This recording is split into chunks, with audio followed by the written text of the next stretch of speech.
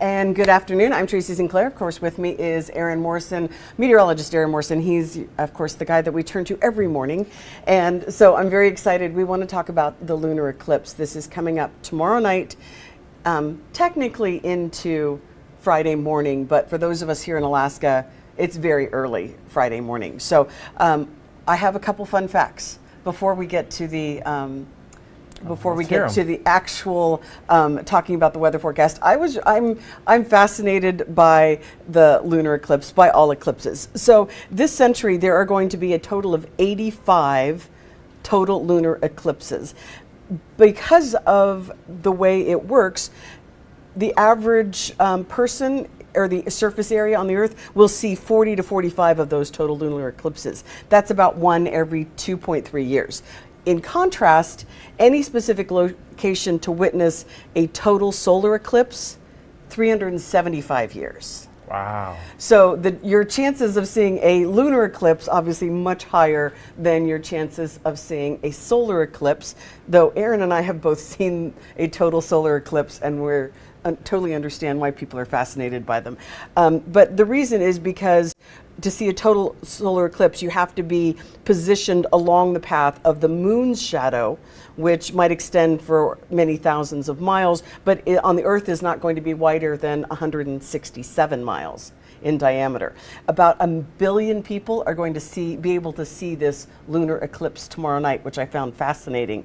And when a lunar eclipse occurs, the temperature on the moon plummets, just like it does here in a solar eclipse. That's new to me. I didn't know that. Yes, and I found that absolutely fascinating. So they measured in February 1971, they monitored 2 Apollo landing sites. At the Apollo 12 site on the Ocean of Storms, the temperature dropped from 168.3, this is Fahrenheit, to minus 153.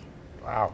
Just in the course of that brief moment of the lunar eclipse. So I found that absolutely fascinating. And I got those fun facts from space.com, so we appreciate that. And as I said, both Aaron and I have seen total solar eclipses. Stunning. It is stunning. I highly recommend it if you ever get a chance to do it.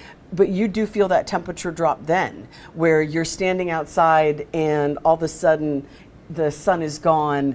It's like a 5 to 10 degree temperature drop that you'll see within a period of anywhere from 1 minute to about 3 minutes. Yeah, it is amazing. The stars come out. It's just fascinating. There is, whenever you have a total lunar eclipse, you also have a corresponding solar eclipse. The one that is going to occur that's associated with this one is not going to be visible in Alaska. It's actually going to be visible in just a very small place, northern Greenland and parts of, I believe, northeast Canada. So we'll get our chance in 2030. 2030. West Coast will see it. West Coast gets the chance to see a total solar eclipse. So let's talk a little bit about Alaska. All of Alaska is within the space where you should be able to see this lunar eclipse. For the majority of the state, you'll see it start about 9:08 are the numbers that I've been seeing. So you'll have the chance to go ahead and see just the moon's shadow or the Earth's shadow starting to cross the moon. Technically it starts at 7:30, but really you'll see the effects at about 9:08, 9:10 tomorrow night. Full encompassing of the shadow will happen about 10:30, and then it's done by about 12:30. Right? Yeah, so it's about a 65-minute event that we will see. And mentioning the temperatures that you were talking about on the moon, one other interesting fact that I've always found quite unique about the moon, while it is cold out there, and as you've already mentioned, we did see temperatures out on the moon with one lunar eclipse right around 168.3 to minus 153 degrees. So that goes to show you the temperature swings you can see on the moon. But an interesting fact, those little craters you see on the moon, scientists have actually found out that those maintain an average temperature right around 68 degrees all day long, year round. So they say if we're going to live on the moon, that would actually be one of the more ideal places. Oh, interesting. That is absolutely fascinating. So Alaska will be able to see it. Pretty much, I looked at the timeanddate.com from Anchorage, Juneau, all the way to Utqiagvik. We have a good chance to see this. Question is, weather. Cloud coverage. So I'm going to hand it over to Aaron, and you've got not only you've got a few facts as well.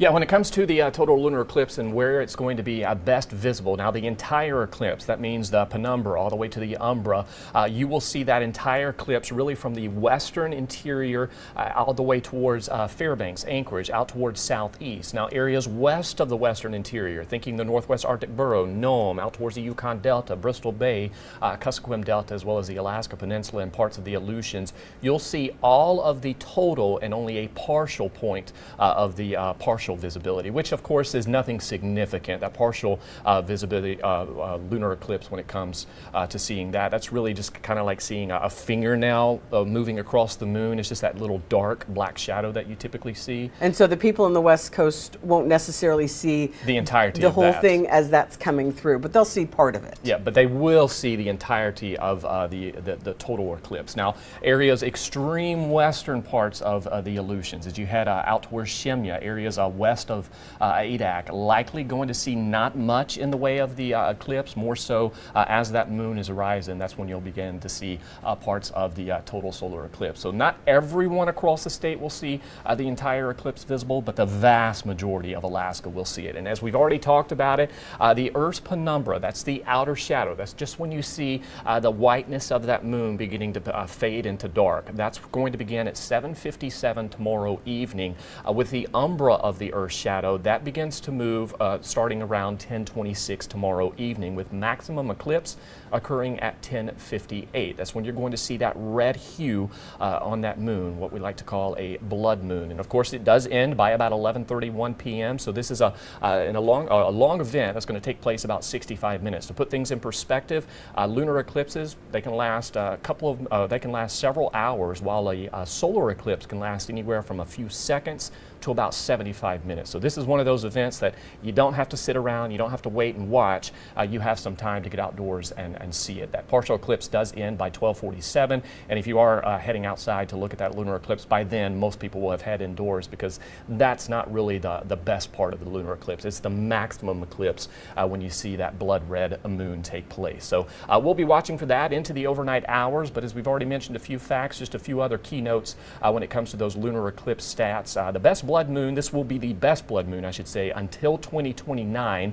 It will last for about 65 minutes. Now, there will be a smaller look to the moon, and when I say smaller look, this is all due in large part that this lunar eclipse is happening when the moon is at its furthest distance from the Earth. And of course, the blood moon, it turns red due to Rayleigh scattering, and that's largely due to those shorter wavelengths. Those blues, those are filtered out due to that Rayleigh scattering. It's those reds that make it all the way through the Earth's atmosphere, longer wavelengths of light that make it all the way to the through the Earth's atmosphere, and that's why you see that red hue, that red color on the moon. Yeah, I think that's absolutely fascinating, because of course that's also why our skies are blue, because Rayleigh scattering. Rayleigh scattering.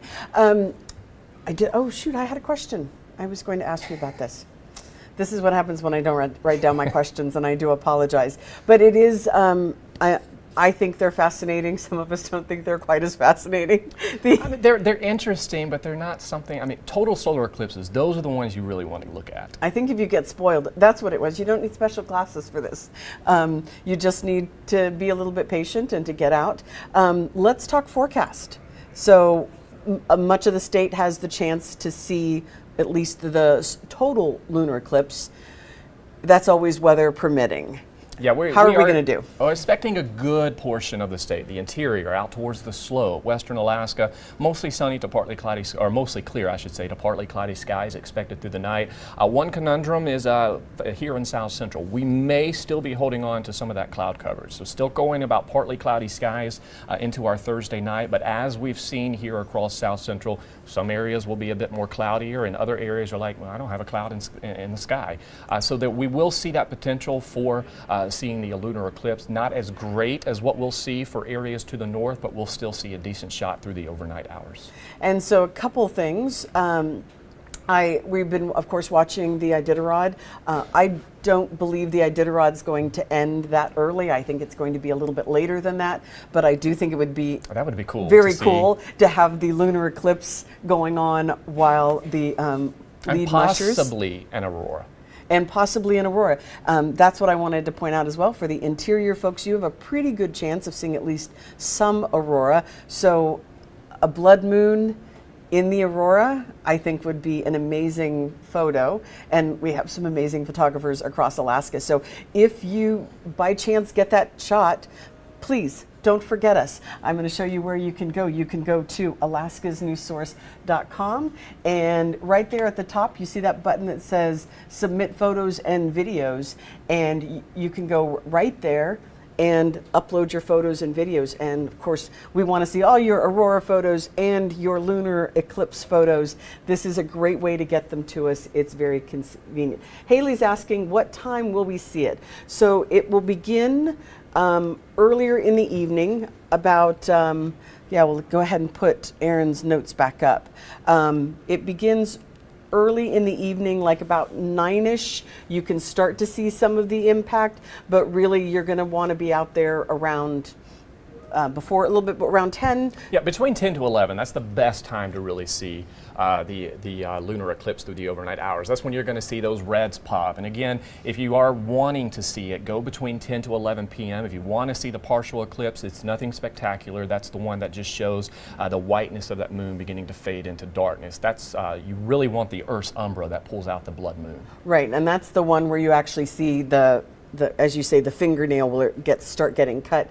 I also remember from the last time we had a lunar eclipse that this was one of the ways that people in ancient times figured out that the Earth was round, was because of the shadow, the Earth's shadow on the moon. Spitting facts this morning. It has just got all sorts of fun facts. And yes, Jonathan, it is going to go into Pi Day, which is of course Friday 3.14 for Pi and March 14th.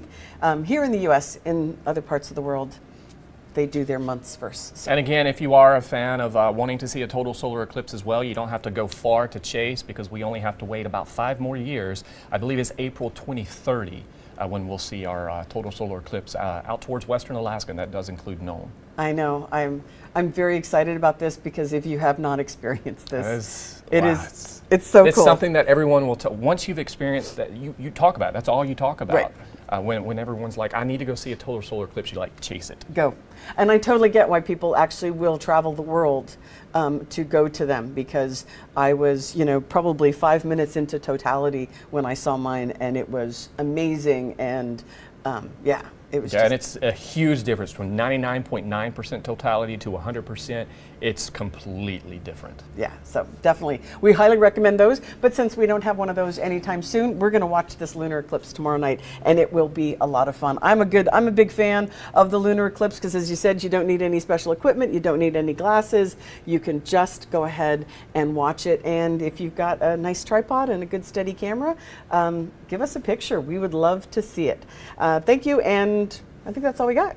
But that's all I got from my end. Okay, join us at 4, 5, 6, and 10 for the latest news, sports, and weather.